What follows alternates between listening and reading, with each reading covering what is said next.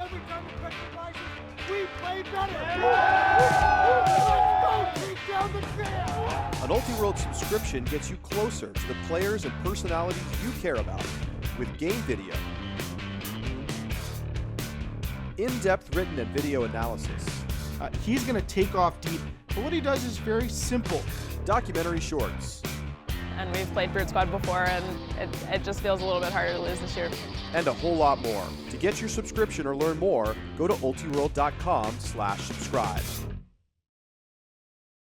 This game is brought to you by Spin Ultimate, proud to sponsor Ultiworld's 2020 college coverage. Visit Spin Ultimate on the web at spinultimate.com. Welcome to Ultiworld's live coverage of 2019 Easterns. It's a battle for Pool A supremacy between two power programs, undefeated number 1 North Carolina and number 15 Carleton. This game, as well as all of our streams this weekend, are brought to you by Spin Ultimate. Spin Ultimate, proud sponsor of Ultiworld's live coverage of the 2019 regular season. On the web at www.spinultimate.com. With Charlie Eisenhood, I'm Daniel Prentice to bring you this marquee matchup between two power programs, two big-name schools, but really in two pretty different spots in their season right now. Absolutely. I mean, on the one hand, you've got undefeated UNC. They came into this tournament last year undefeated as well. They did lose here to Pittsburgh, but then went on to win the national championship. This year, trying to stay perfect. On the other side, you've got Carleton, a team that got knocked out in semis at College Nationals last year. Disappointing finish for a team that was stacked with talent. I mean, more U24 players than you can honestly even believe. And yet they've kind of been, it's been a slow roll to this point. But that's in part because they've been missing a couple of key players. Joining them back today on the team, Joe White and Luke Webb, two U24 players who will be getting, starter minutes this season. From all reports so far, Ed Stevens, reporter here on the ground for Ultiworld, saying that Joe White looks great. And, those are big additions to a team that's already good. And they gave a good game to Carolina back at Stanford Invite. They went up 4-1 early in the game before ending up losing by 1 or 2. And, they've been maybe the better team so far today against their common opponents in the pool. We'll see if they can bring it against this UNC team. Yeah, you mentioned Joe White. I think arguably the best player on this team on Carleton. Certainly a huge impact, one of the top players in the division. And getting him back, certainly a big boost to Carleton's hopes. And these two, something of a rivalry here, I would say. They meet so frequently late in tournaments. Kind of a natural rivalry between those two, and just in terms of pure volume of games. And a lot of players, similar backgrounds in terms of where they played their youth ultimate, and that kind of adds an extra little flavor that makes it exciting as well. Yeah, I mean, the pipeline of quality, the North Carolina talent has started to flow towards Carleton a little bit. Now, obviously, UNC gets plenty of that talent. But, for a long time, Carleton was a team that mostly pulled from Seattle, and now they're also pulling from Carolina. And so you have some friendships, some rivalries, some club teammates, and we've seen that kind of create this interesting mix. It's it's not a hatred rivalry, but it's a we want to beat you kind of rivalry. And I think that's a lot of fun as we get ready for the opening pull here. And this should be a great one. I mean, we've had some clunker games today on the live streams if you've joined us all afternoon. But, this is a kind of for all the marbles here in the pool. And Carolina trying to stay undefeated. And this is probably the best, most talented team they've faced yet all season, considering that Carleton's added back some of their key guys. Yeah, this is the one that we had circled on the schedule. And it's North Carolina starting on defense. A pretty strong pull there, so we get to see Carleton starting out on offense. It's Jared Cannell and Andrew Roy in the backfield. Roy coming to the near sideline. Hit Alexander Kusic there, and an errant reset from Carleton going to give North Carolina an early break chance. I was just getting ready to say that the challenge for Carleton this season has been in their backfield on offense, and they've struggled a little bit to find the rhythm with the handlers, and then we see that immediate turnover in the short field. So you see North Carolina Starting possession in the red zone. It's Elijah Long with the disc. And North Carolina, smooth offense. They take advantage of the early miscue from Carleton. They grab a break on the first point of the game. Walker Matthews with the goal for Darkside, and pretty much a dream start for UNC. The wind has died down to the point where I wouldn't really call it windy anymore after having a pretty steady wind throughout the rest of the day. So that's not quite an upwind break, but it is in the generally upwind direction. And just a miscue on the reset. Maybe some nerves from Carleton to start. And a quick break for UNC. Yeah, Kusic really never giving Cannell a chance at that reset throw. So a freebie turn for North Carolina, and we've said this really all season long, but their D-line offense would be the starting O-lines for just about every other team in the country. And they showed you what they're capable of on that possession there. Definitely get at us on Twitter at UltiWorld. Take your questions, comments throughout the broadcast.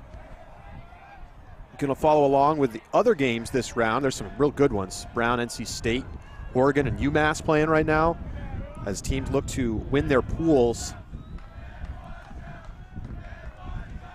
And you can follow along with that coverage on Twitter, UltiWorld Live.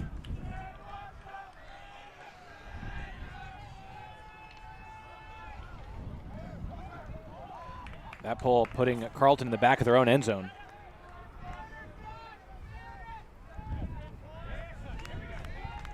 Stanley Birdsong hitting Tim Schock. Schock with a couple of fakes before settling for the reset to Roy. Freshman Ben Priest winning that under and hitting Birdsong quickly.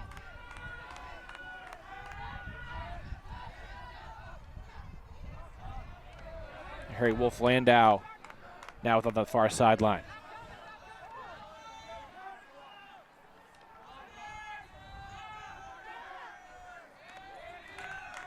Carleton continuing to win those unders. Schock gets another one on that throw. And a weird throw from Schock, but it's hauled in. Really no idea how Birdsong was able to make that catch. And I think we might have a stall call on the throw. That would probably explain why Schock chose to go with that throw.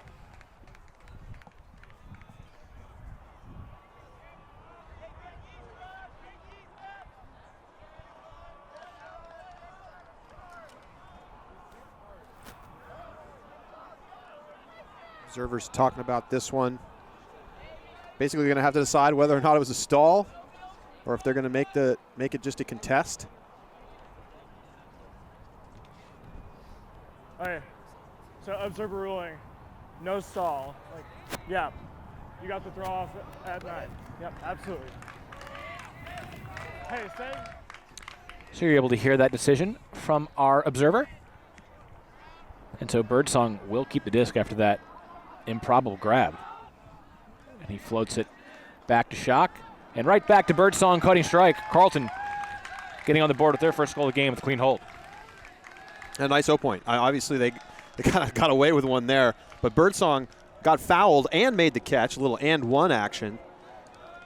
And yeah, he feels like a player who's going to be a really important part of the postseason run for them.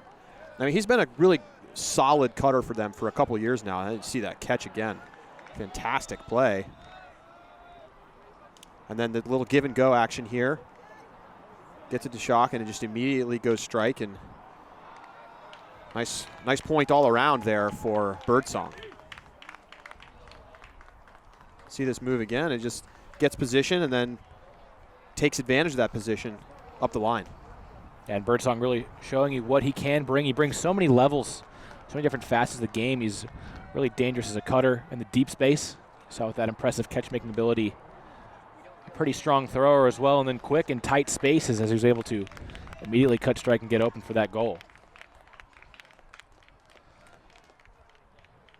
So Carleton, after giving up the initial break, with a pretty impressive O-point to answer and knot us up at ones. As a result, we will get our first look at the Carleton D-line And you see it's Joe White getting his first action with Carleton this season, this weekend. A nice pull from White. Gucci Johannes centers to Kai Marcus.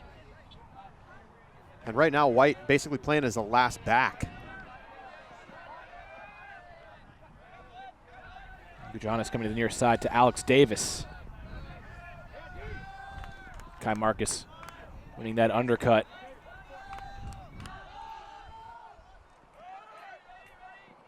And puts that backhand in front to Gucci Johannes. With a nice gain on the reset. But a bit of a forced look that time. Trying to squeeze it into Gucci Johannes, and it's knocked away. So Carleton, on their first D point, has a break chance. And there's White getting an early touch. And now Carleton looking to go deep, and that's chased down in the end zone for a nice goal. Carleton gets the break on their first possession with the D-line. We're back on serve. That's a great point for Carleton. Any sense that they might give away an early run to UNC or stifled here?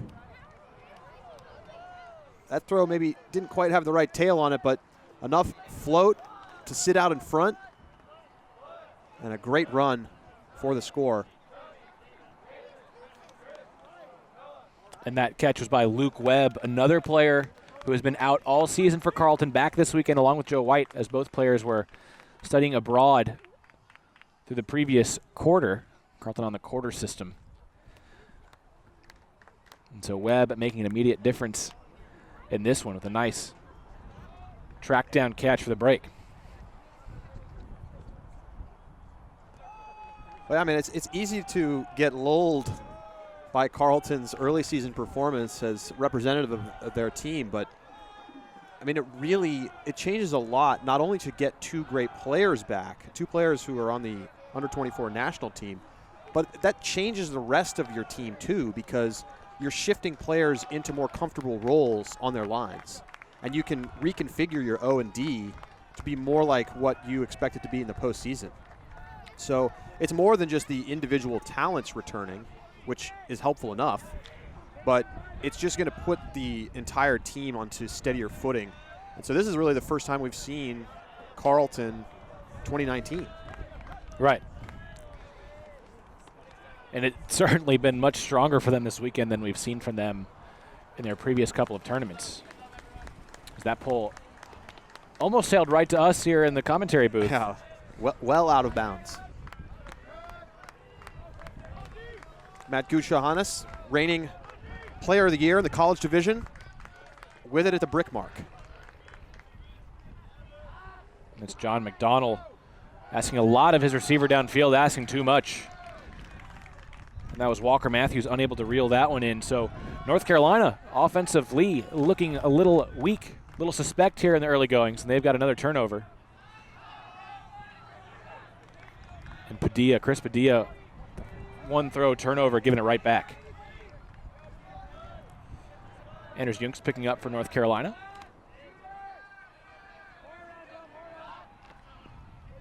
Liam Searles-Bowes sizzles one in to McDonald. And a great one-handed layout grab by Searles-Bowes to save that.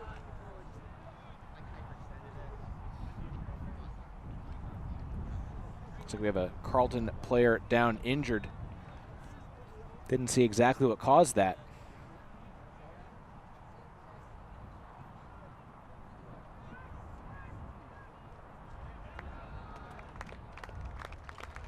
And it's Ethan Bloodworth, the player down for Carleton, but he's walking off on his own power, so hopefully he's all right.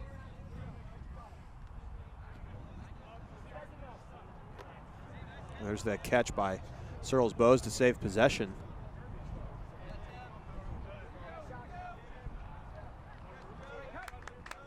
Searles-Bowes being marked by White, so that's a fun matchup.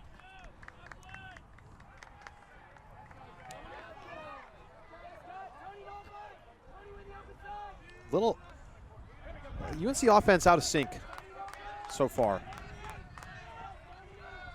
There, another impressive grab to save possession from North Carolina. Guchohannes tracks that one down at around his shins. Elijah Long resetting to Guchohannes to Searles Bowes.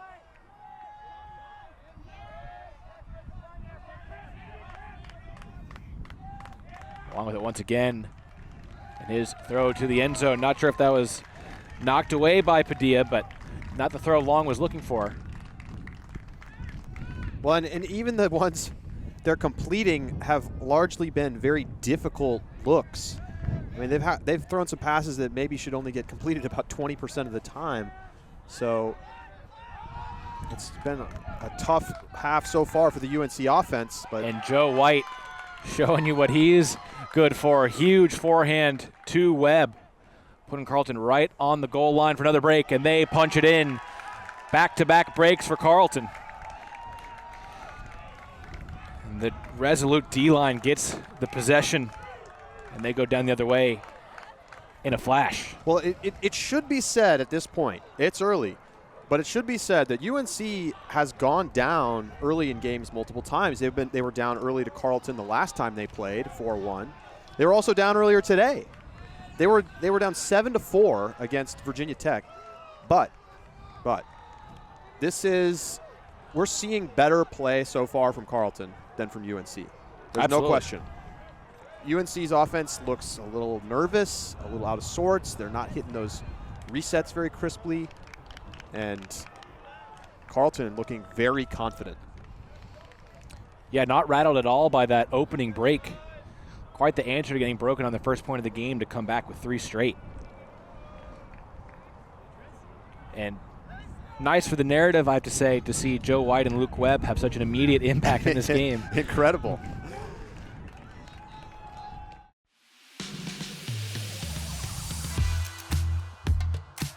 What does it mean to be powered by Savage? It means we become part of your team. From the moment you're paired with one of our sales reps who will guide you through the ordering process, to working with a designated member of our design team to bring your vision to life. Every step of the production process happens in-house, from printing your gear on our Green Line fabric made from 100% recycled plastic bottles, to cutting out every piece and carefully stitching it together by hand. Wherever you are, however you play, we've got your back. That's what it means to be powered by Savage. But North Carolina, one of the most experienced and talented teams in the country, as Charlie mentioned, they've seen early deficits this season, so don't expect them to be bowled over in this one. But the Carleton defense certainly giving that vaunted Carolina O plenty of problems.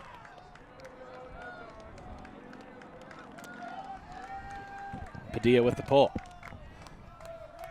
And that one goes well out of bounds. And Padilla, a player who earlier in the year we saw mostly on the offense for Carleton as one of their primary O-line handlers, a role that I think he struggled a little bit with. You know, Carleton famously lost a lot of their main throwers, and Padilla not quite able to fulfill that role and maybe a little more comfortable as being a D-line handler where he's able to, you know, put up some more shots. You're definitely seeing players move around a little bit. We saw, you know, Tim Schock, normally defender, starting on the offensive line to begin the game. Maybe we'll see more of that from Carleton as they work to figure out how they want to set their lines. And Schock's out there on defense now, matching up with Guchohannes.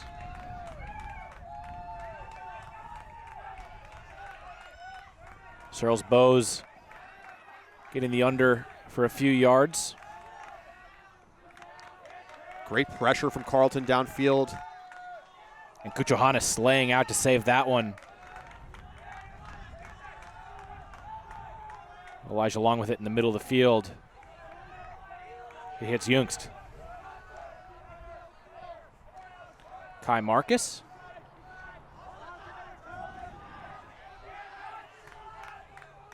Inside throw, trying to find Searles Bowes. That's a tough throw, and he's unable to complete it. So Carleton defensively again stalwart. And they're going to have another break opportunity. UNC is going to have to get used to the pressure they haven't played that many games this season where they faced real pressure against their offense, and they're seeing it here early. Struggling to cope with it so far. And Carleton unable to take advantage of that break possession, though.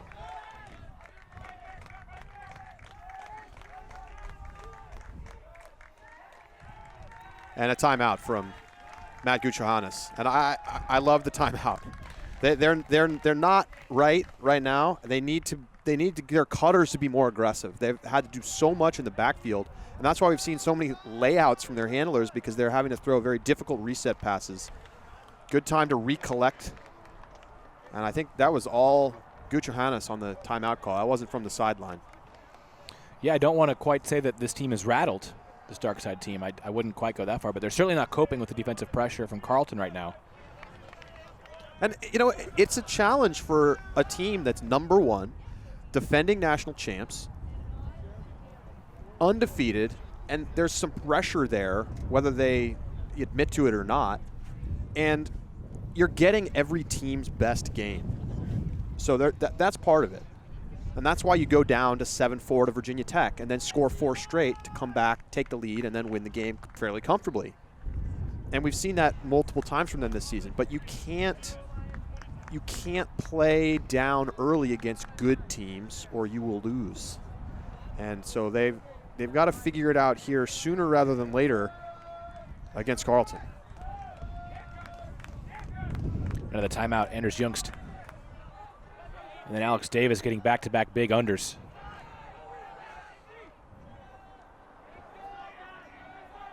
Charles Bowes with the laser to put them on the goal line. Much crisper offense from dark side. Guchahannes looking for Charles Bowes.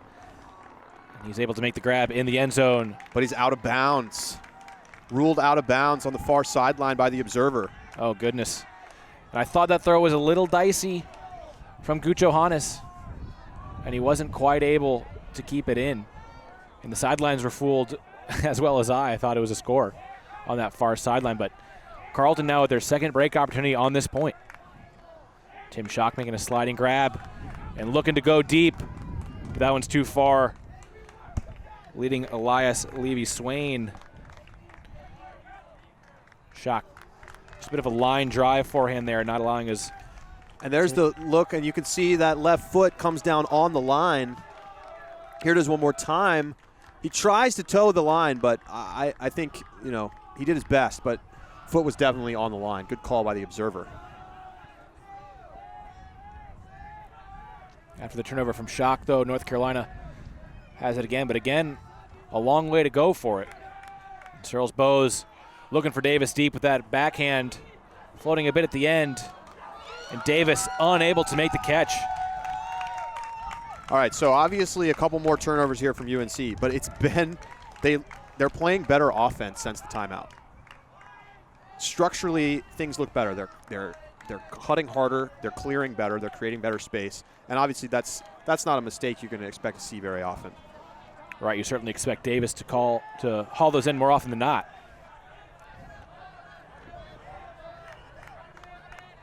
But either way, it's going to say as a chance for Carleton to add to their lead, but a drop from Cut gives it back to UNC.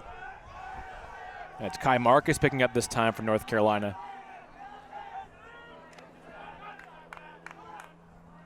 Searles Bowes to Davis. Hits Youngst right on the goal line.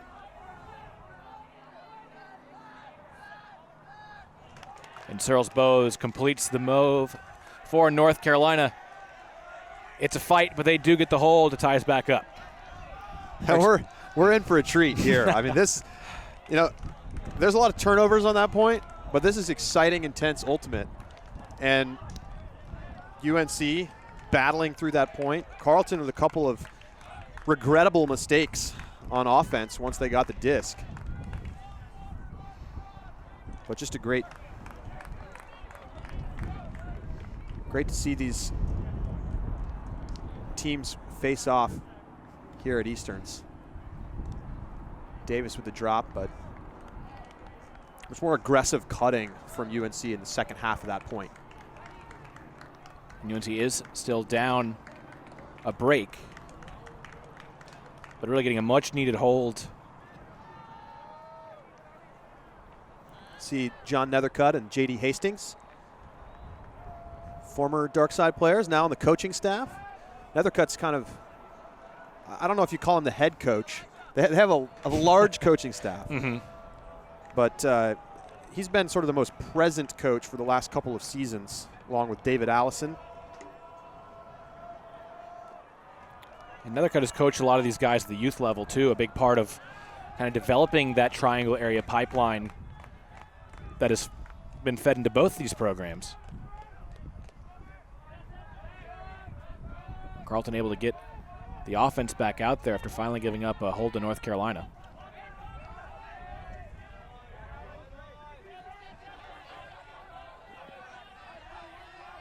Wolf Landau resets to Roy, and a sliding grab from Priest.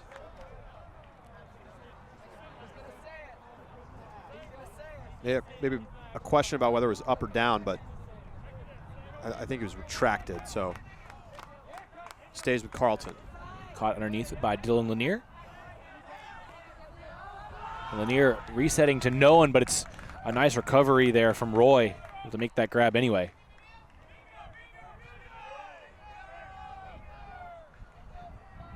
Pick called.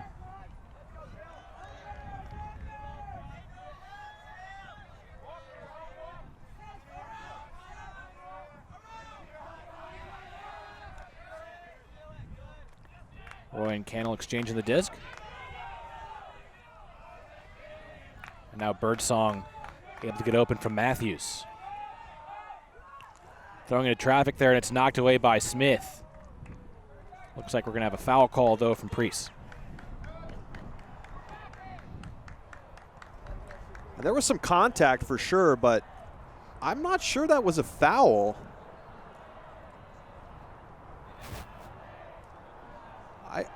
To me, in real time, it looked like Smith got to the disc and there was some incidental contact on the shoulder. Let's listen in. Over here.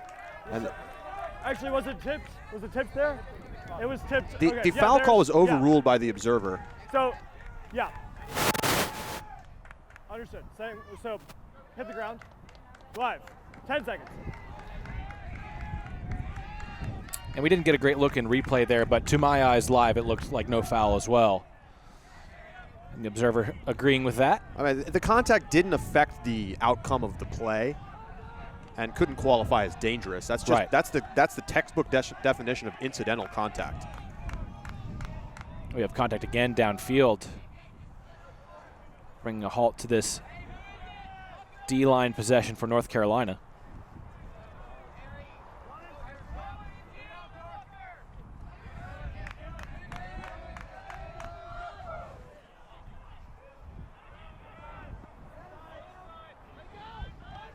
Colin Smith, the man responsible for getting the block. They're throwing to Vinay Valsaraj, but he drops it a little low, but one you expect him to catch. So Carleton will have it back. It'll be Cannell picking up.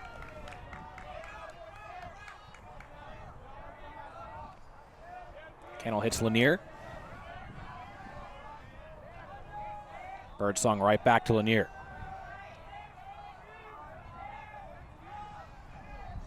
Wolf Landau making that catch under pressure. McDonald in the area for North Carolina.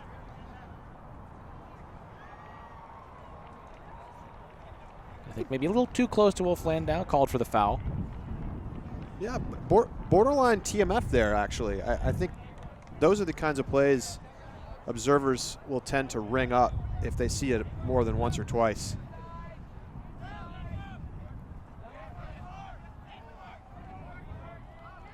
Lanier gets open and then goes right back to Wolf Landau up the line. Aggressive cutting from Wolf Landau. Nice move up the line and get the disc in there before the help side defense can help out.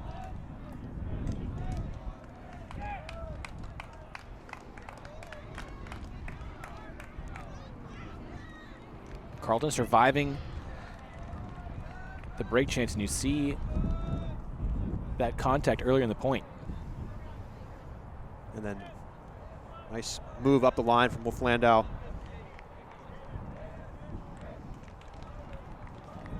I think we have to appreciate Sam Lee's efforts from North Carolina at the end there to avoid contact and not go all out for the block. I was just thinking that. I mean, that's the kind of situation where you're tempted to lay out because you know you'll have a chance. But if you lay out, you're going to wipe out the offensive player. Always dangerous when there's two players coming from different angles towards an upline disc like that. And indeed, good choice by the defender not to create what could have been dangerous contact.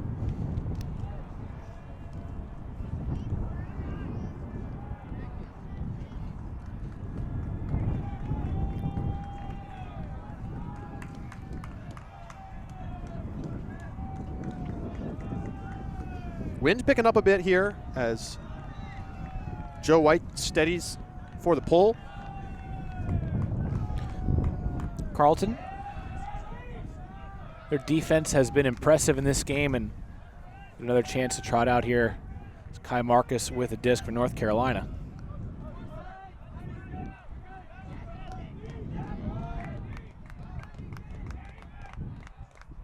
Marcus with the reset.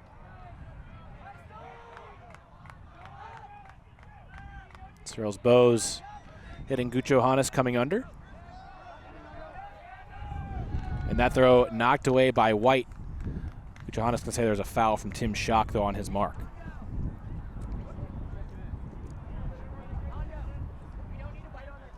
I'm not sure that Schock agrees. Okay.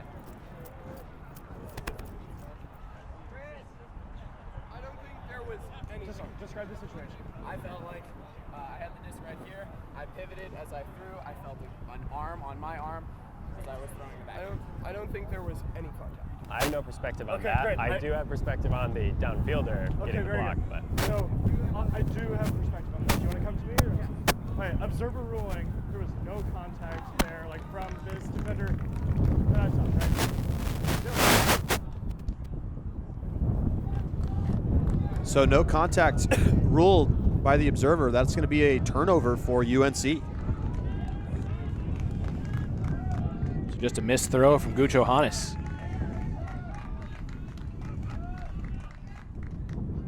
And Carleton with another chance to break. It's Luke Webb. He's going to fire one all the way across the field to Schock. Impressive throw from Luke Webb. And Carleton, they do punch in that break. They add to their lead.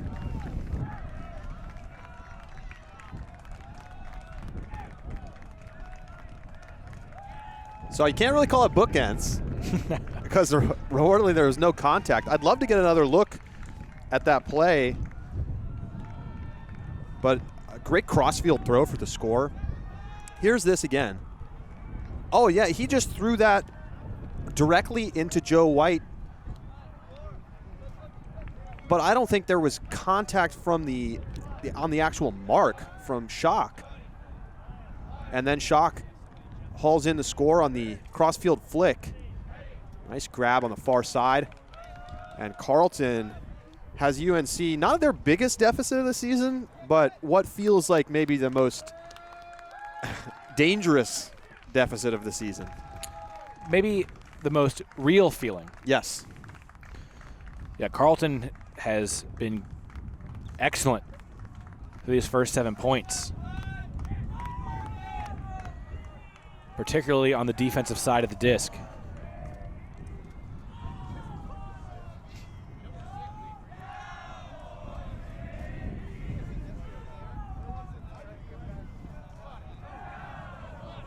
And it's rare that we've seen North Carolina have these struggles on offense.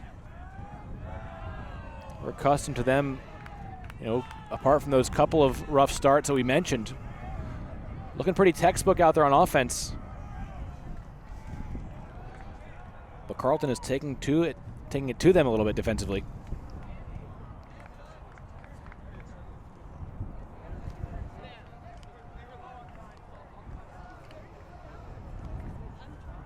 It looks like we have a late timeout called.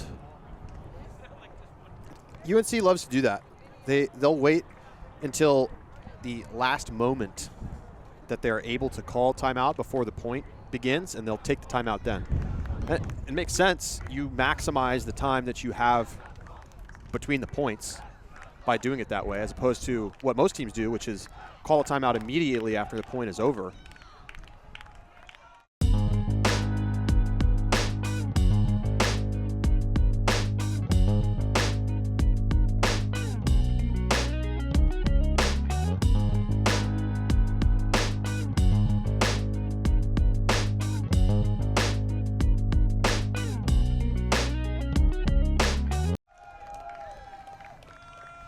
You see it's another cut. With a dog in the backpack. Yeah, an interesting. I was wondering why he had the backpack. Looked like he was maybe ready to go camping, but instead he's using it as a dog tote. And looks like, you know, Nethercutt has an air of calm about him most of the time. Even when he's playing in big games, he's got that confidence. Maybe the dog brings him some zen. But I think that's probably what he's talking to the team about right now. Hey, go out there. We know what to do. We know how to play. Cut hard, and we're fine.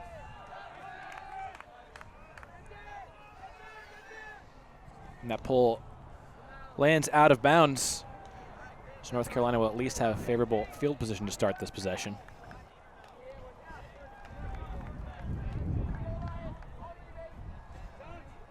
And it's Kai Marcus who has the honor of starting this 0 point for North Carolina. Thomas Williams hitting Anders Youngst.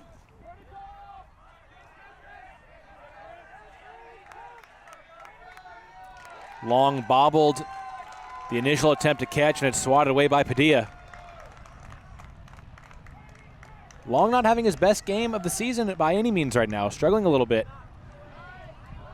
And as a result of that drop, Carleton with the chance to add to this lead. And that one floats up, and Williams snatches it away. So North Carolina getting it right back. And Williams puts Searles Bowes just outside the end zone, and he continues to Davis. North Carolina had the turnover, but they get the hold. They needed that one. Yeah, it feels like they dodged a bullet there on the high throw from Padilla. Well, we've seen a lot of throws pop up in that direction today, and we've seen a lot of blocks resulting from them. And there's the bobble and nice heads-up block from Padilla, staying with the play. But then he gives it back, and a nice snag out of the air by Williams. He almost turned it over on the next pass. Nice job to high point that disc, though, without initiating contact. And after that near turnover, North Carolina was clean for the hold.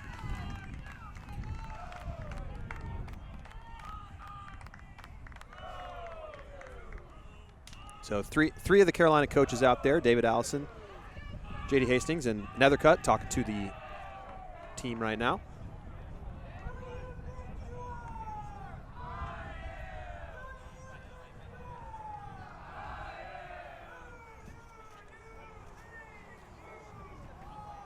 North Carolina not had much luck defensively in this game either after that first point. They got the break to start. It's certainly been Carleton on top ever since that opening point. Very good upwind pull. Yeah, floating for a long time. Carolina defense able to get set before Carleton is even centered. And a high stall reset required. They do get it off. We have a stoppage downfield. Carleton players looking bemused all over the place.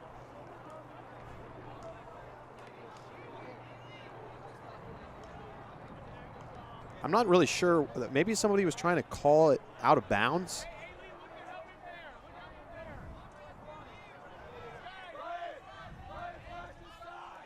But either way, it's going to stay there. It's Roy hitting Birdsong. And he hits Lanier with the backhand. Lanier rocketing a forehand downfield. He's got a couple players in the area. And Harry Wolf Landau goes up over everybody. Impressive one-handed catch to reel in that huck from Lanier. Carleton gets the hold in emphatic fashion. Wolf Landau. My goodness. I mean, that's a jump ball. There's 2 defenders in the area. And Wolf Landau over the top. Here it is again. And just not even really in good position, but great extension, great job getting it to high point, and a big-time play. See him there. And how about these Carleton jerseys? The NASCAR stylings. They were the talk of the town at Stanford Invite. Personally, I'm not a huge fan of them. And it's a shame because I think their darks are great. Oh, I love like their the darks. blues.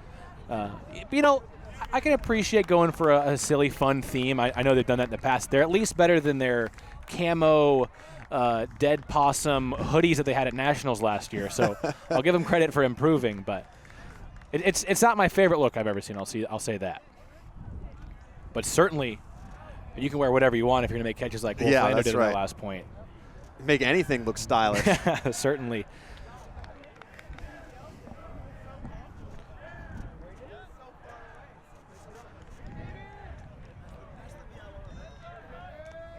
Carleton with the pull.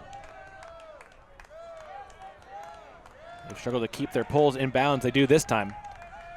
Guchohannes catches and centers to Kai Marcus.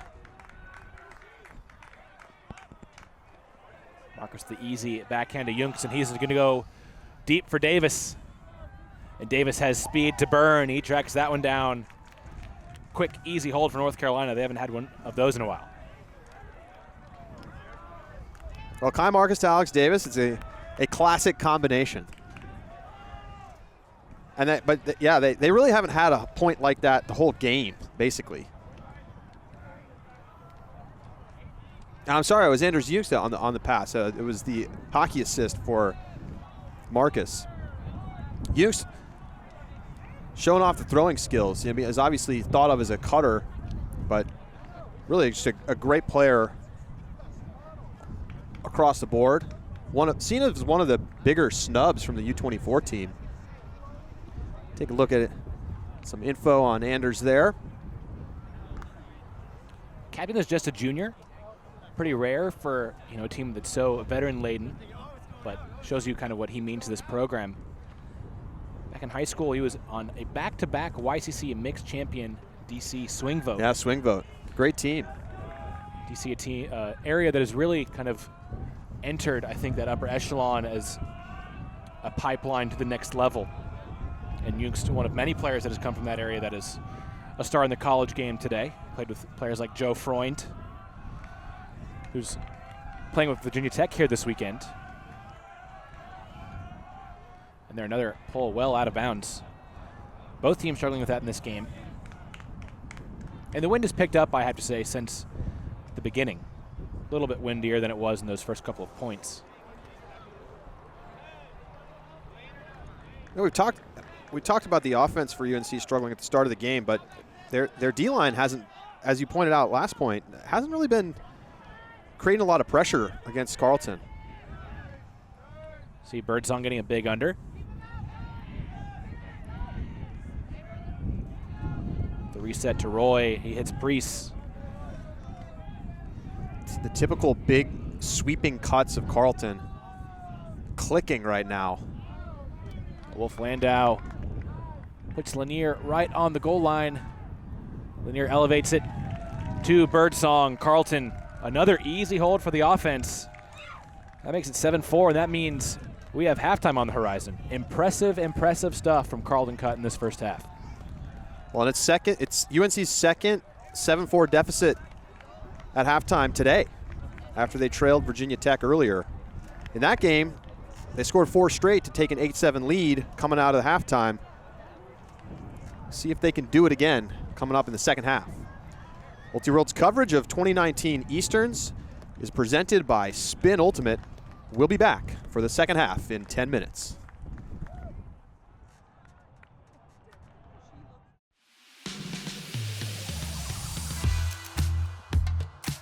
What does it mean to be powered by Savage? It means we become part of your team. From the moment you're paired with one of our sales reps who will guide you through the ordering process, to working with a designated member of our design team to bring your vision to life. Every step of the production process happens in-house, from printing your gear on our green line fabric made from 100% recycled plastic bottles, to cutting out every piece and carefully stitching it together by hand. Wherever you are, however you play, we've got your back. That's what it means to be powered by Savage.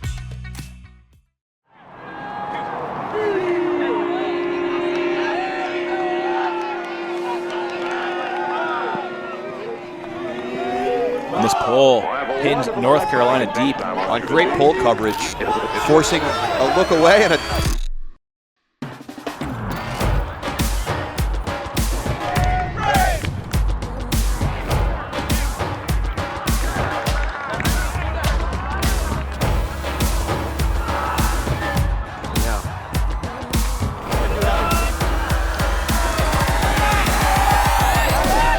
Joe White showing you what he's good for. Huge forehand. Heck's going for the big backhand, looking for Randolph. Lanier rocketing forehand downfield. He's got a couple players in the area. And Harry Wolf Landau goes up over everybody.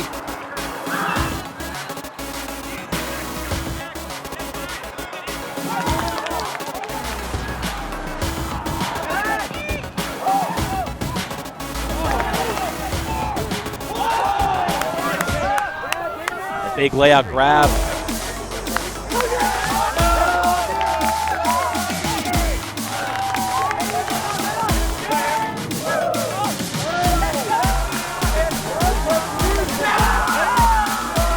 You're going up line.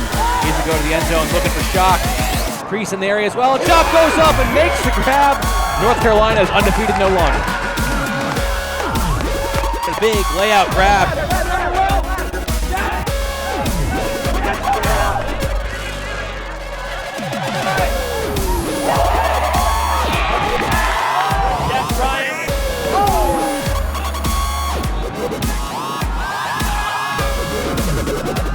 What a grab for the win. Joe White, the nifty little forehand. Joe White staying in the backfield. See Joe White. Great throw from White.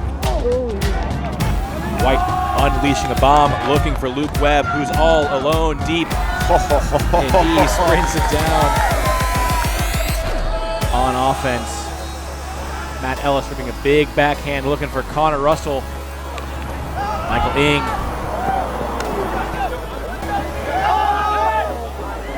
Throw to the back corner. And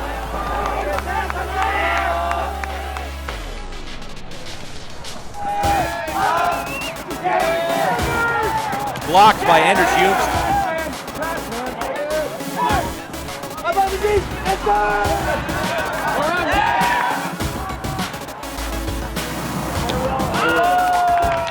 Solid celebration there. It was a little golf clap.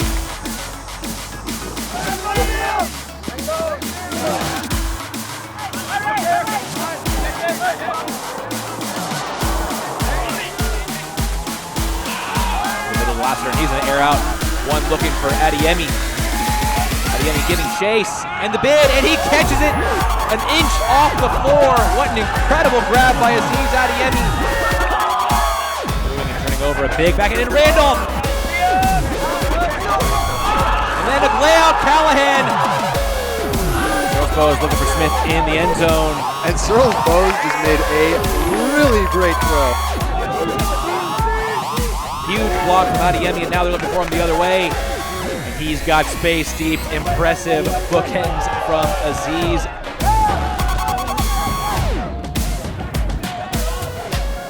Highlight reel throw from Feldman. Backhand trailing. What a grab. How about that for a game winner? And you get to dance after that one.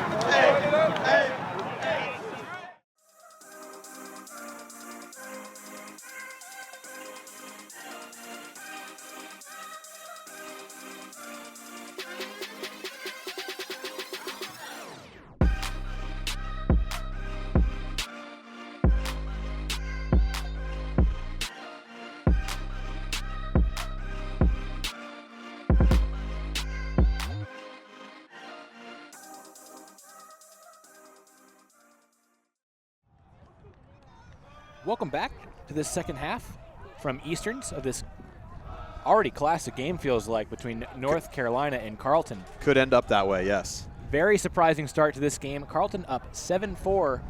Charlie, what have you seen out there so far? Well, I think we've seen a Carleton team that looks confident and ready to play against UNC. And I don't think that they shy away from this matchup at all anyway. But they're putting a lot of pressure defensively by taking away the unders that UNC tends to like. And we've seen a little bit of shakiness in the backfield from UNC on their resets. They've had to throw a lot of weird passes, and they've had some turnovers there. But honestly, I think at the end of the day, the challenge for UNC in the second half, not just because of what we saw in the first half, but because of where they stand now in the game, down 3 and down, needing 3 breaks to win, they have to play better defense. They have not put much pressure at all on Carleton. They have 1 break, and really it felt like a cheapie. It was an early turnover on the very first point of the game, and so after that, it's been a lot of kind of chasing. It feels like they've been trailing their cutters and not really taking much away. And obviously Carleton's made a couple big plays, like the Wolf Landau Sky, but also they've just been kind of getting what they want on offense. Has that been the most surprising aspect of this game to you, the way North Carolina's defense has not been able to take that away, or have you been maybe more surprised by how well Carleton's offense has played? I would say I'm more surprised by the lack of fire from UNC, because I expected Carleton to play well in this game. They've got their players back. This is the tournament that we kind of expected to see where they stand. And UNC's D-line has been fantastic pretty much every game we've seen them this season. And they're going to have their work cut out for them here in the second half. And the Carleton defense also played superbly in that one, really gave North Carolina a lot of trouble, especially in those early first few Carolina O points. How can Carolina better cope with that in the second half as they have to get those holds to be able to get those breaks? Well, I think they're going to have to try to do a little bit better job of taking what Carleton's giving them. I thought they improved a lot offensively in the latter part of the first half when they started being more aggressive with their cutting. They looked like they were a little too passive early on, trying to let their handlers take on more of the workload. And once they got their cutters running hard and really cutting, then things looked a lot better. So if they can keep that up, they should be fine on that front. But now really they're going to have to ask their defense to do a lot of work. So as we get set here for the second half, just take a moment to remind you that our live coverage this weekend is brought to you by Spin Ultimate. Spin Ultimate is currently offering 25% off Beach Nationals uniform orders with free beach delivery. Get yours before April 5th on the web at www.spinultimate.com. And as you see, it's North Carolina starting the second half on offense. It's Kai Marcus, who had a bit of a muted first half for North Carolina, as did many of their O-line stars. Liam Searles-Bowes looking to end that in a hurry with a quick huck, looking for Williams, and he's able to chase it down. So quick hold for North Carolina. That's just what they would have wanted to start the second half. Williams, not necessarily a player that you talk a lot about when you talk about UNC, but he's actually had one of the better first halves for the team. Oh, and the big kick spike after the pose there. And a nice run there. Good throw from Searles-Bowes, leaving plenty of room for Williams to run onto it. And doesn't even have to lay out. And, perhaps a little adjustment there. UNC getting fronted a lot and faking like you're going to come under and then taking advantage of that space and going deep early in the possession. Yeah, and that's not something that we saw them able to do very often in the first half. Win in those deep spaces. So perhaps a sign of improved offensive performance from North Carolina. But now, as we mentioned, need to start getting those breaks. Need 3 if they're going to want to win this one.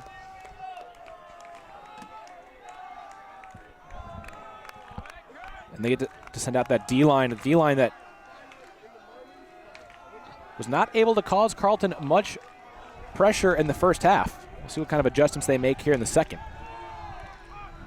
Walker Matthews' pull is caught by Roy and centered to Cannell.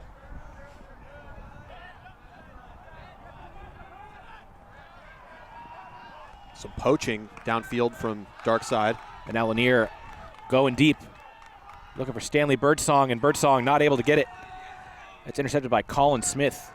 That's a great play by Smith because that disc was coming in kind of awkwardly on his left side, and he just went up with the left hand to make the block. And Smith, really one of the premier deep defenders in the country, showcasing his abilities on that play to beat Birdsong, who was really one of Carleton's most consistent weapons in that first half. And it's Elijah Long with the disc. Vinay Valsaraj finding himself wide open.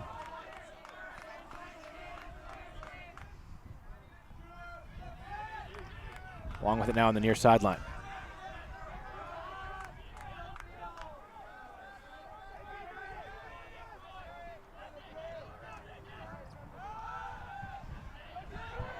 Throw from Long, just reeled into the last possible second on that far sideline. North Carolina playing with fire a little bit, but they still have the disc.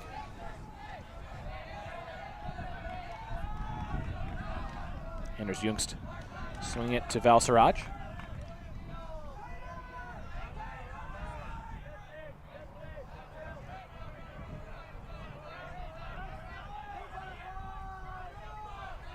North Carolina taking those easy throws. And Jungst gets power position and looking for the end zone. Wow. His target goes up and reels it in, climbing the step ladder there for that grab. So North Carolina gets the break. Perfect start to the second half for North Carolina. They're back to within one.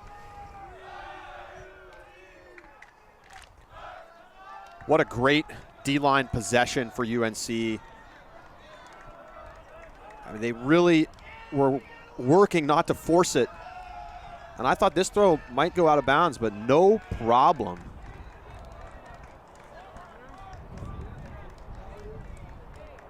Jungst doing a ton of work on that point. And a great throw out into space. And the kind of thumber spike there. That's North Carolina's first break since the first point of this game. And really the first one that they had to really work for. A nice block from Smith, earning them the disc and then going the full field.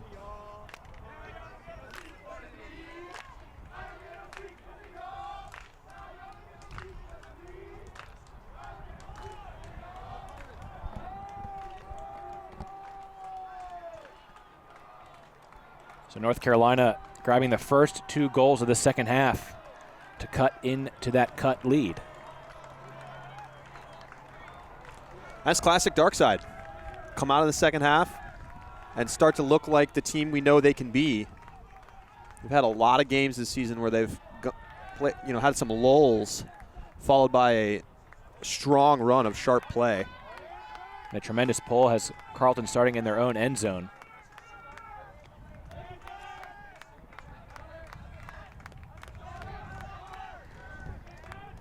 Priest catching and then quickly hitting shock.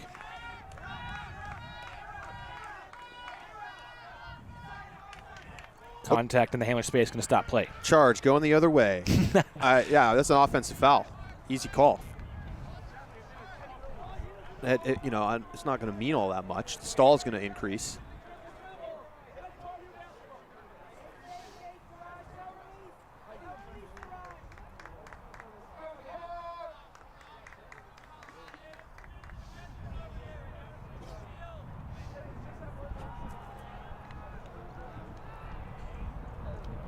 Listen in here.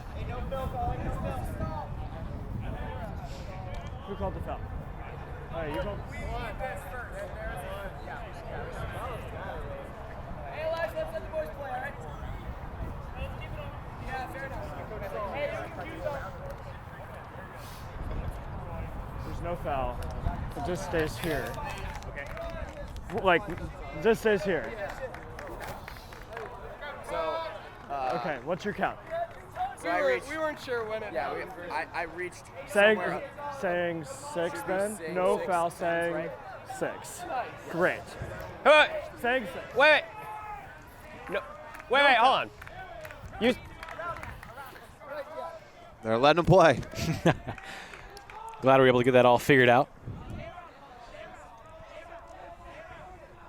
Birdsong, the tough reset to Lanier. Valsaraj just missing that block. Wolf Lando with it now. And he's looking for Schock in the end zone.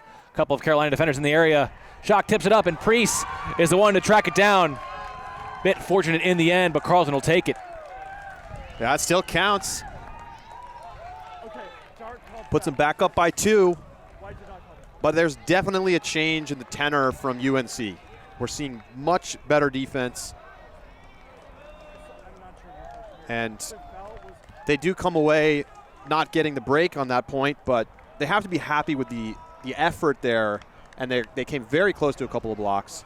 And that really they should have had one. That it bounced Carleton's way at the last here as we see Schock going up, can't haul it in. But there's Priest.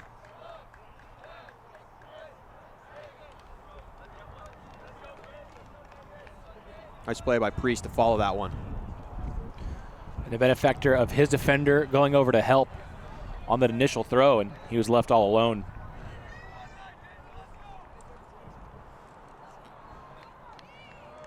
So Carleton stops the run from North Carolina.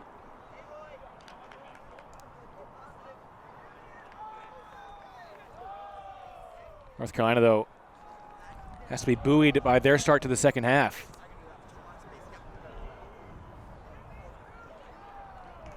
The last time we saw their offense on the field to start the second half was a quick hold.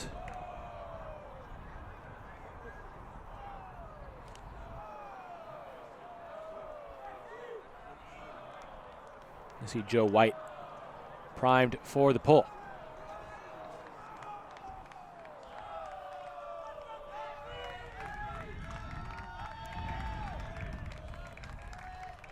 And a nice pull from White.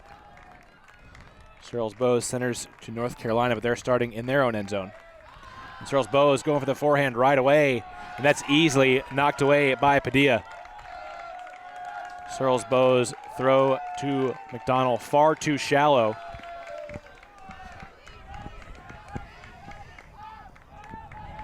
Padilla is the one who starts the offensive possession for Carleton come back the other way.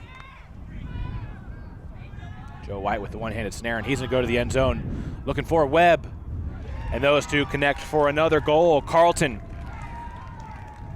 Oh, there's maybe a call, a travel call. Looks like it. Disc is coming back. I was just about to say that Carleton reestablished that 3-break lead, but not so fast.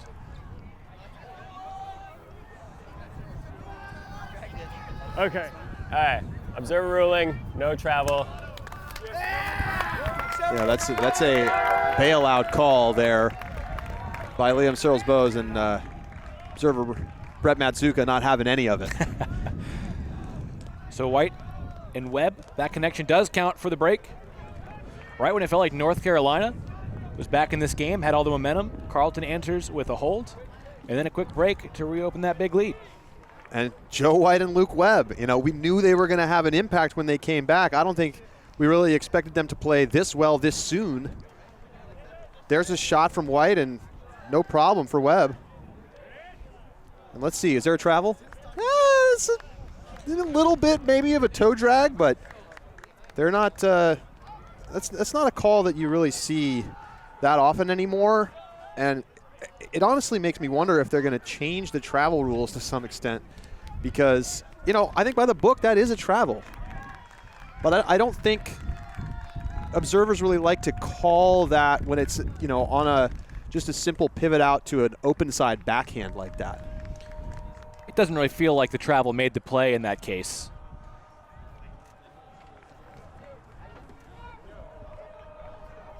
Yeah, exactly. You see Joe White there on the sideline, curly hair sticking out the side of his cap. And as we said, it's his first tournament of the season. He's going to be on that U24 mixed team. And hey, he's got a dog named Eddie. I wonder if he carries it around in a backpack. I would guess probably not. Probably not. There's not so many dogs that fit into a backpack.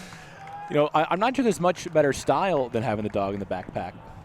And, of course, Joe White is spin player to watch. Spin, the best style in Ultimate right now. custom team uniforms and branded apparel since 2007.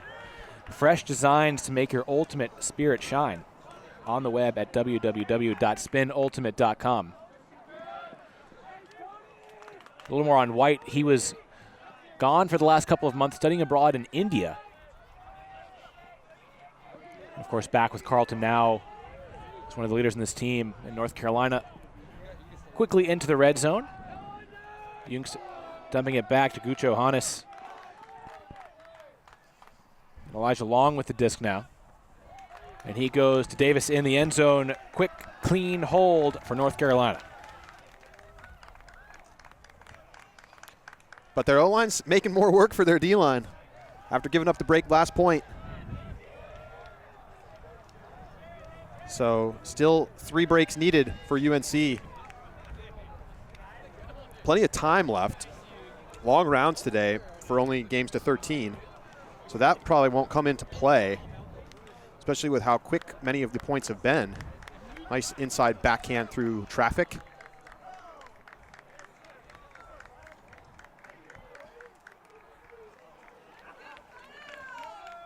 And so the kind of end game chess match begins. Certainly. And I have to say, I'm so impressed with Carleton's answer to the hold and break. I think it kind of felt in that moment like, oh, here we go. This is where North Carolina comes back. They're going to take the lead and then win this one. And to answer with that punch right back, so impressive. And I think indicative of, maybe more resembling what we expected this Carleton team to be before the season.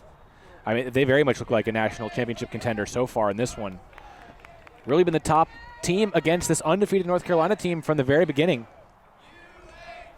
Putting together a complete performance. And it's going to take some real doing from North Carolina to come back into this one. Sagging the lane early, maybe trying to take away a pull play. You can see UNC defenders often look to poach into the downfield space if they have the opportunity, but it can leave them susceptible to giving up some easy open unders. Lanier trying to scoop that one to Priest. That's just a bad pass from Lanier. Not really any pressure on the throw, just missed the mark. Yeah, and maybe trying to be a little fancy with that throw. So North Carolina gets the break chance. Val Siraj making that catch to put North Carolina in goal-scoring territory.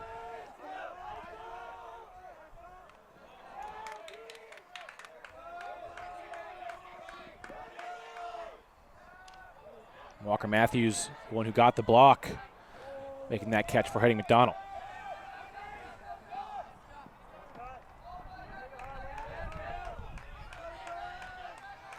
It's just kind of a dominator right now from UNC. Cutter's not doing anything, just waiting for that. And it certainly worked. Matthews hits Val Siraj. North Carolina gets the break. UNC's D-line is so lethal with the disc. I don't think they've had a turnover yet.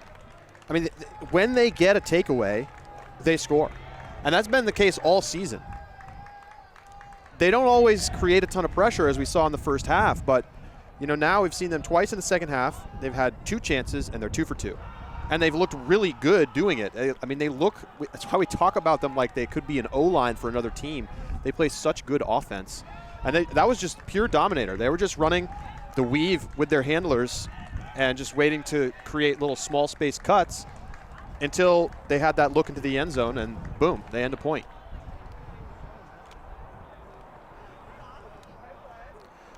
And how many teams in the division, Charlie, do you think, give up the break, go down 9-6? Most teams, I think, would feel pretty demoralized. North Carolina, though, comes right back. I think shows you how many times they've been in these situations as a team. They always feel like they're going to win no matter what the score is or what the game momentum is. I don't like it, though. I'm going to be honest. I mean, you're not wrong, but I don't think it's a good habit to be in. Oh, certainly not. To play bad in the first half and be like, it's fine, we're going to get it in the second half. Right. Because that's how you lose in semis of nationals.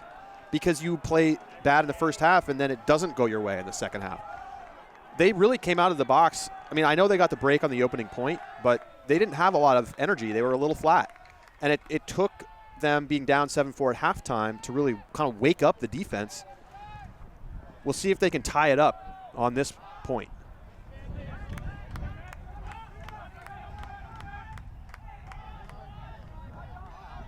Birdsong coming across to Roy.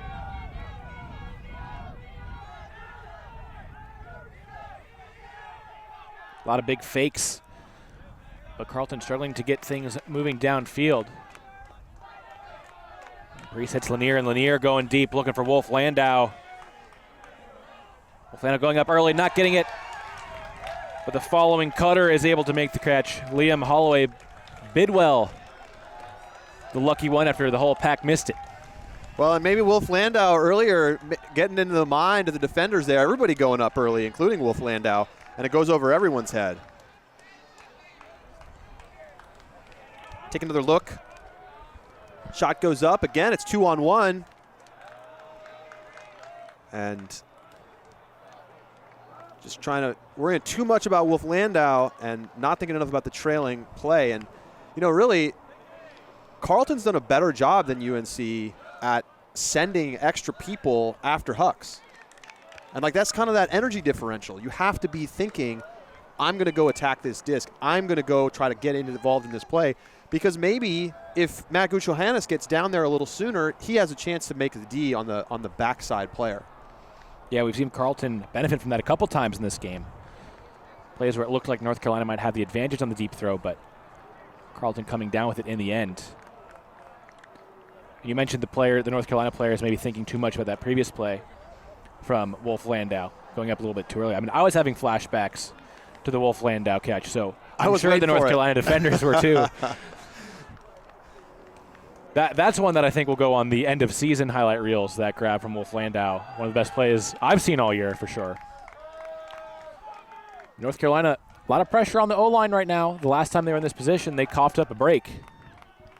Really need to get these holds to stay within striking distance. We are playing at 13, if you're just joining us here for this game. Tomorrow games are 15, today 13. A big forehand from Marcus finds Searles Bowes. And Jungst dips low to hit Davis. So North Carolina with the quick hold. Great fake from Jungst. He gets the big action on the forehand side and then steps into that low inside backhand. They score that way a lot with little cuts across the front of the end zone.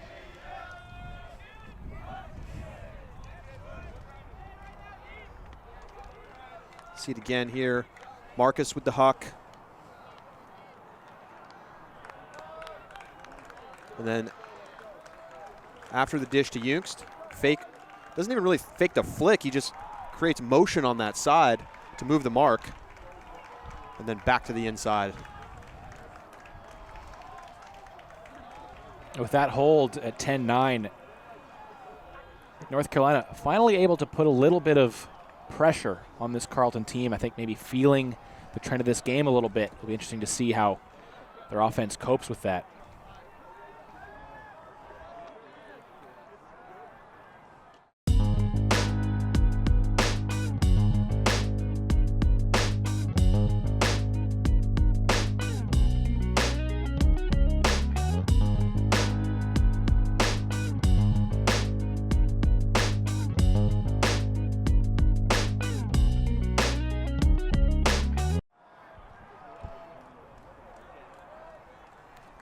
A little tweet from Pony Ultimate.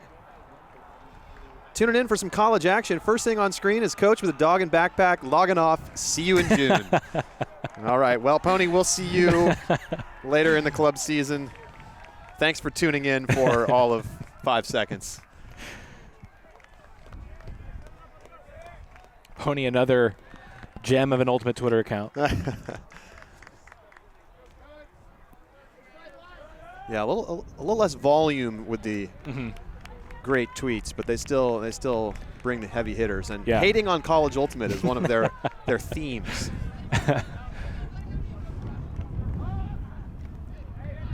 Lanier will have an impactful game for Carleton. Makes that first catch. Roy hits shock.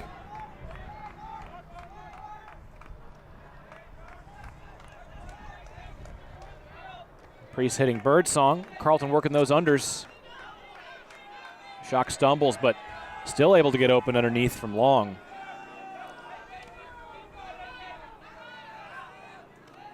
Lanier to Wolf Landau. Such good discipline from the cutters for Carleton. Just waiting in the stack to leave lots of space.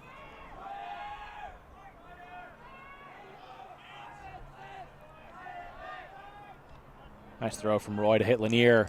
Lanier to Shock for the Carleton hold. So that's how they enter the pressure. Impressive offense from Carleton. They maintain their lead. Just great downfield cutting. And it's a great way to take the pressure off the handlers. You keep getting wide open on your unders. The handlers aren't forced to do a lot. And just across the front of the end zone for Shock as they move the disc laterally. Once it's on the break side, that's an easy cut for the score. So Carleton only needs to hold 2 more times to win this game. UNC's undefeated season on the line. Yeah, certainly. I mean, Carleton is there just to lose right now. Theirs to lose for sure. Are you going to predict a North Carolina comeback right now, Charlie? You willing to go there? Well, I have famously predicted that UNC would go undefeated this season. Look, at halftime, I thought that UNC was going to lose. And, you know, they have a history of losing a game at this tournament. And I just think the thing is, though, it's not just that they're going to lose. Like, Carleton clearly at this tier. And I think earlier in the season it was easy to question whether they were going to be in that semifinals conversation. But this is a different team than we saw at any point this season. Absolutely. Yeah, by leaps and bounds, really. I mean, especially the difference between what we saw them at warm-up in particular. Huge point here for the UNC offense. Yeah, absolutely a must-get hold if they're to have any chance of winning this one. Still needing 2 breaks.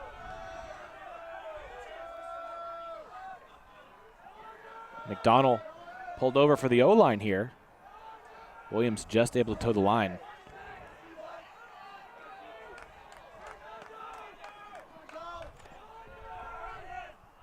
Searles Bowes to Davis.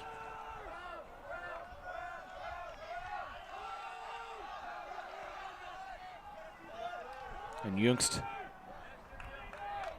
forfeiting yardage, but able to get open for that reset. And then Turfs, the throw, trying to find Gucho Hannes. That's a really tough throw, that inside forehand. And credit to Carleton for forcing some difficult passes, and not once UNC got into the red zone, they pushed them back out.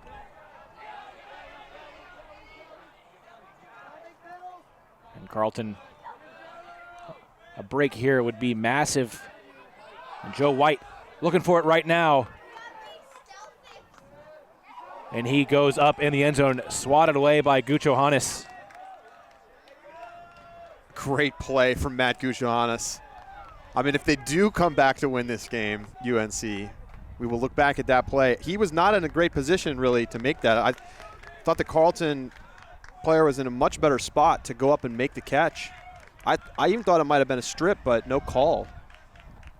And, you know, I was just thinking earlier in this point that Gucho Hannes has really been very quiet for North Carolina. Have not seen a whole lot from him.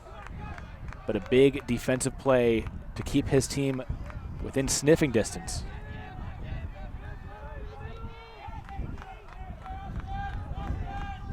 And Davis had given up on his under right when Jungst decided to throw it, and that's an easy block. And so Carleton with their second break chance of this game. Yeah, a tough point for Jungst. David O'Day picking up and hitting Joe White.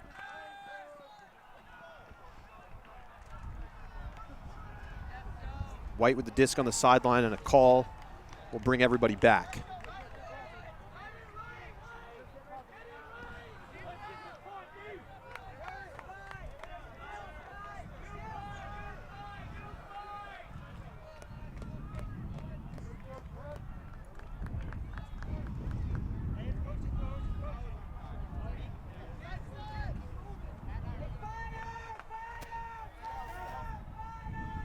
Disc back in play after a lengthy discussion.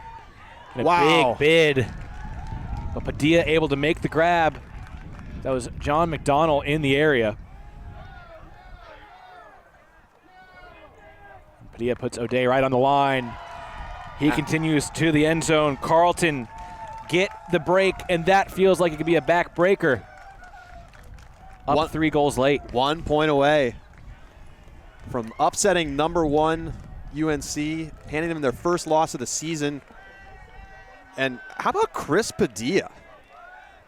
What a game he's having. I mean, he was struggling on the offense earlier this season, and they switched him to D-line here this weekend. And what a play by Padilla to get this one hauled in, and just so poised the whole game. He's doing the little things. Plays through the contact, little dish, and then straight up the line for the score. So UNC facing a situation where they need to hold and then get multiple breaks. I mean, they can force overtime if they get it to 12-12. Still a very tall order. But they got to get a hold, break. That's that. We know that. And they've been in this situation before.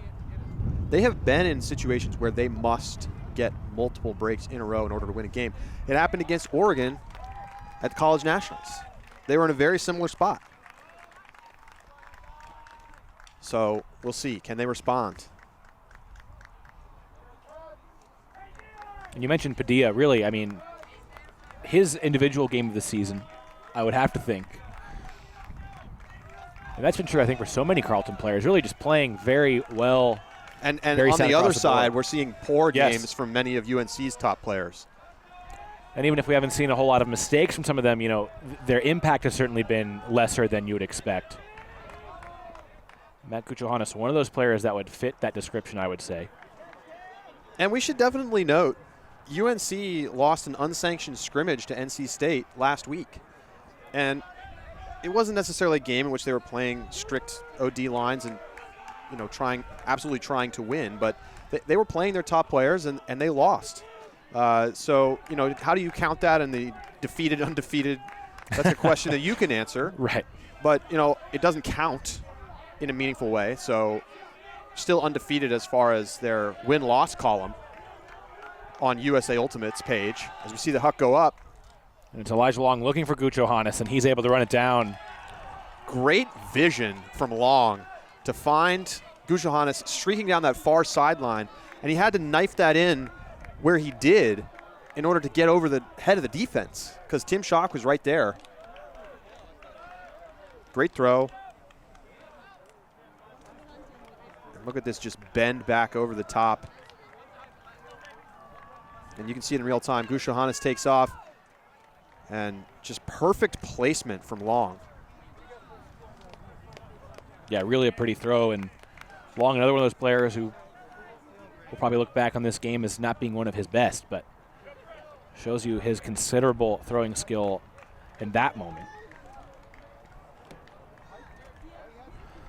But now the hard part starts for North Carolina.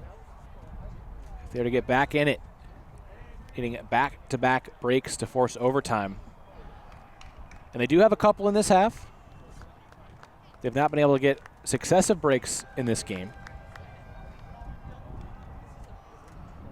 It looks like we'll have a timeout on the field.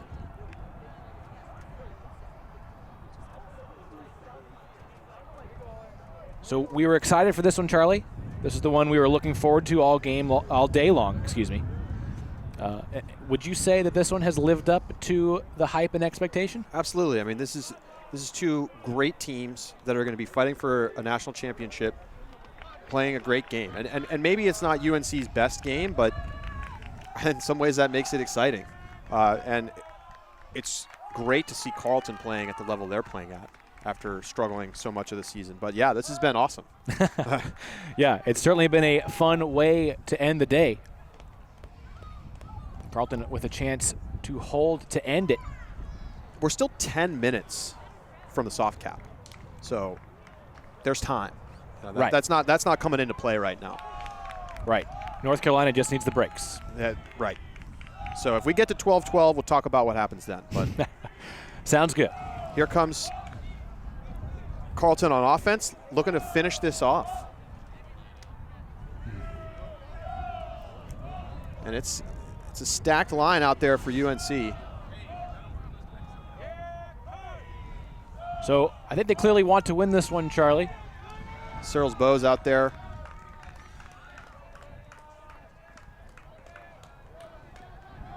Crossing over from offense, so here we go. Lanier coming under and hitting Birdsong for a big gainer. Birdsong going to rip a big backhand. Carleton wants this one over now, but that's too far, looking for Priest. So North Carolina gets that offensive possession they needed. Birdsong maybe a little over anxious to end this game. And that's a disappointing turnover because he just made a really good cut, beating Colin Smith for about 25-yard gainer. Walker Matthews looking for Searles Bowes. Searles Bowes looking for Smith in the end zone. Over the back shoulder. He tracks it down. North Carolina gets the break. This one's setting up well, folks.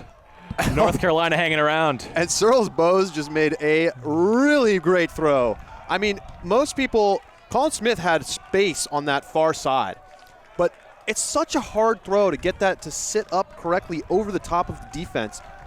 There's the first throw, a little shallow, but Searles Bowes is there, and then just knifes this over the top of the defense, but keeps it from going out of bounds. Colin Smith hauls it in, and he is fired up. It doesn't take much to fire up Colin Smith, but you can certainly understand it in this moment. Look where he is when he puts his throw up. It's so hard to get it to that space. Most throwers just don't have that throw in college. Particularly as a sophomore, as Searles Bowes is, one of the most highly touted prospects coming out of high school a year ago. I mean, he's been on the radar since he was in 9th grade. There were some people who said when he was on Carolina Friends School in North Carolina as a 9th grader that he was the best player on his team as a freshman in high school.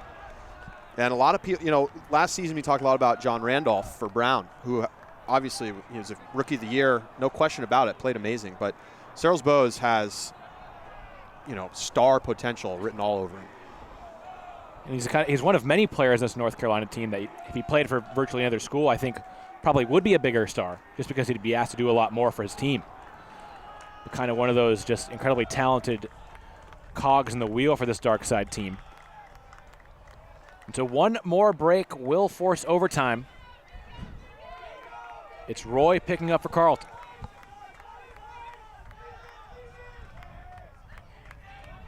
Ooh, Roy, nice grab to save possession there. And that throw to the sideline is knocked away. Searles Bowes gets up to swat it away, and North Carolina with another chance to break to tie us up at 12s. Gucho Hannes picking up.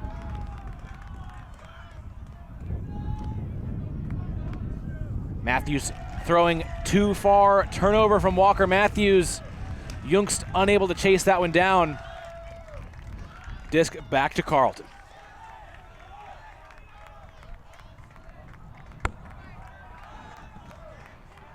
Shock with a solid gainer. Dumping it back to Roy and then getting it right back. Birdsong on the far sideline.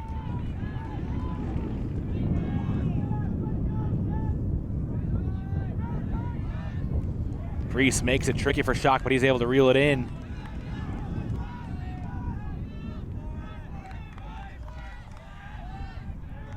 Lanier gets his first touch of the point.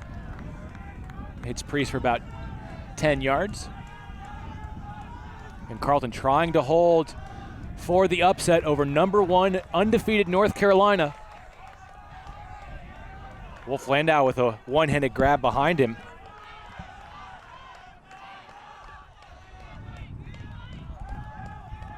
North Carolina certainly making Carleton earn it on this point.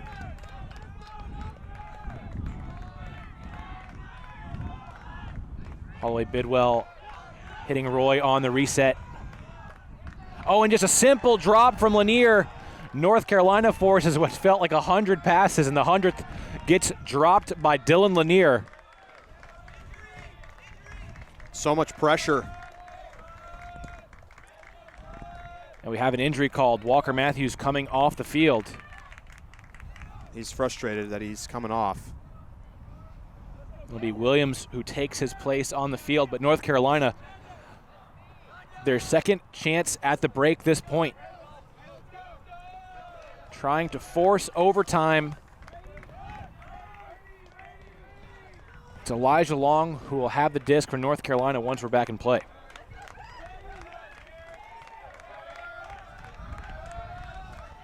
Long resets to Jungst. He goes under to Valsaraj, and Valsaraj is stuffed. Lanier gets it right back after the mistake to give it to North Carolina. He atones for his error, and Carleton has it once again.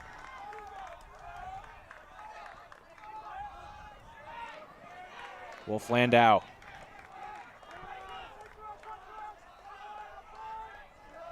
Lanier going up line. He's going to go to the end zone looking for Schock. Priest in the area as well. And Schock goes up and makes the grab over a couple of North Carolina defenders. Carleton pulls off the upset. North Carolina is undefeated no longer. What a game. What a grab from Tim Schock, and an absolute breakdown of the defense to let Dylan Lanier get open up the line. He has got a wide open shot at this. You see, there's the huck. Tim Schock in great position to go up and get it. And he keeps those feet in the back line. There's the huck one more time. Great throw from Lanier. And how about Dylan Lanier? He gives it up, gets it back, strike cut power position, finishes it off with the assist.